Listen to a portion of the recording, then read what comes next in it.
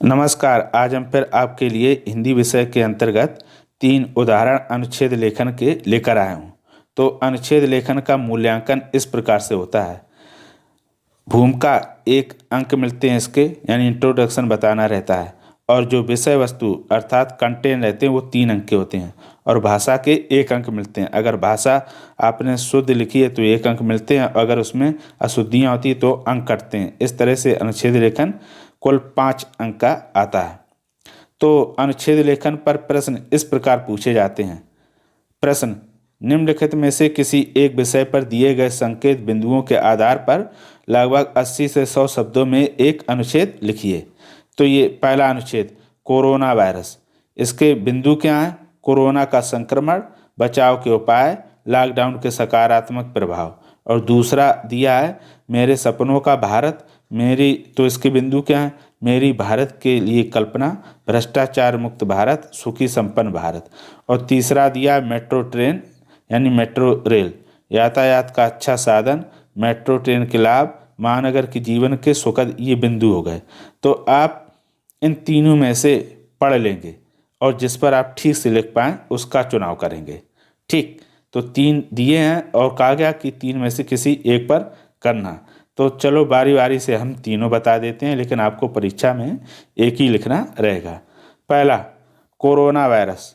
तो इसके बिंदु क्या हैं? कोरोना का संक्रमण, बचाव के उपाय, लॉकडाउन के सकारात्मक प्रभाव। तो ये तीनों बिंदु क्या रहेंगे? जो अनुच्छेद लेखन लिखेंगे उसमें ये तीनों आने चाहिए। ठीक है। अब उत्तर कैसे लिखेंगे? उत्तर लिख देंगे, फिर उसके बाद लिख देंगे अनुच्छेद लेखन, और फिर हम विषय लिख देंगे कोरोना वायरस। फिर हम लिखना शुरू करेंगे। कोरोना वायरस एक सूक्ष्म और प्रभावशाली वायरस है। यह मनुष्य के फेफड़ों को संक्रमित करता है। यह लोगों में एक दूसरे के संपर्क में आने से तेजी से फैलता है। अगर समय रहते ध्यान नहीं दिया तो मृत्यु हो जाती है। इस वायरस का संक्रमण दिसंबर 2019 में चीन के वुहान शहर से शुरू हुआ था, जिसका नाम कोविड-19 रखा गया। इसमें मनुष्य को सांस लेने में परेशानी होती है। अभी इसकी दवा नहीं बनी है। इससे बचने के लिए मास्क को लगाकर मुंह और नाक को ढक कर रखा जाता है। साथ ही आपस में उचित दूरी बनाकर रखते हैं। इस बीमारी के कारण 2020 में हर जगह लॉकडाउन लगाया गया था, जिसके कई सकारात्मक प्रभाव भी दिखाई दिए। सभी ने एक दूसरे की सहायता की, खाने की कीमत समझी, परिवार में रहकर एक दूसरे को समझा, स्वच्छ रहना सीखा, अनुशासन में रहना सीखा, प्रदूषण घटा आदि। तो इस प्रकार ये 80 से 100 शब्दों में अनुच्छेद हो गया। और देखा होगा कि इसमें ये तीनों बिंदु भी आ गए। ठीक, तो ये हो गया पहला अनुच्छेद। अब हम दूसरा अनुच्छेद देखते हैं। दूसरा है मेरे सपनों का भारत। तो बिंदु कौन कौन से हैं?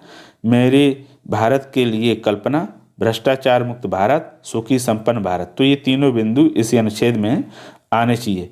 तो हम सबसे पहले लिखेंगे उत्तर, फिर लिख देंगे अनुच्छेद लेखन, और उसी के सामने आगे लिख देंगे मेरे सपनों का भारत। फिर लिखना शुरू करते हैं। मैं अपने देश से बहुत प्यार करता हूँ, इसलिए इसे संसार के सबसे ताकतवर देश के रूप में देखना चाहता हूँ।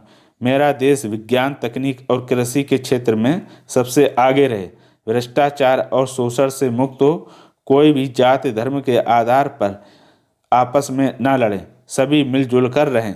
जिस प्रकार अहिंसा में गांधी जी ने, आध्यात्मिक गुरु के रूप में विवेकानंद ने, क्रिकेट में सचिन तेंदुलकर ने, बॉक्सिंग में मैरी कॉम ने, विज्ञान में अब्दुल कलाम और होमी जहांगीर भाभा आदि ने सम्मान अर्जित किया, वह आगे भी बढ़ता रहे। भारत फिर से विश्व गुरु बने। मेरे देश में कोई भी अशिक्षित, गरीब और बेरोजगार ना हो, सभी सुखी और संपन्न हो।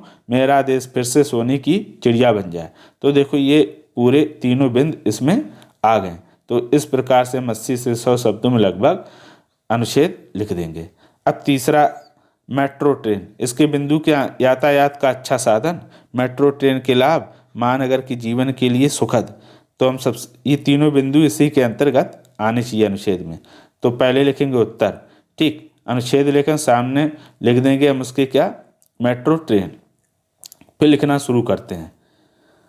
बड़े बड़े शहरों का क्षेत्र अधिक होता है, यानी उनका क्षेत्रफल बहुत होता है और वहाँ की जनसंख्या भी ज़्यादा होती है।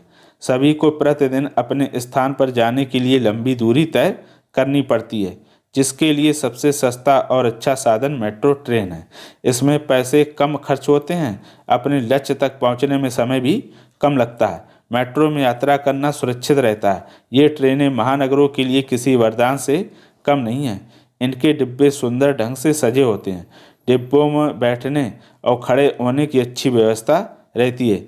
जिन महानगरों में भीड़ के कारण पैदल चलना कठिन है, वहाँ के लिए तो ये किसी वरदान से कम नहीं है। इसके कारण शहर के लोगों का जीवन सुखी हो गया। तो इस प्रकार देखो, मेट्रो ट्रेन में भी क्या हुए, आपके पूरे बिंदु आ गए। तो इस प्रकार ये अनुच्छेद लेखन आपका पूरा हुआ। तो आशा करता हूँ कि ये अनुच्छेद लेखन आपको पसंद आएंगे। अगर पसंद आए तो हमें कमेंट करके ज़रूर बताइएगा कि आपको किस विषय पर और अनुच्छेद लेखन चाहिए। तो आज के लिए इतना ही। धन्यवाद।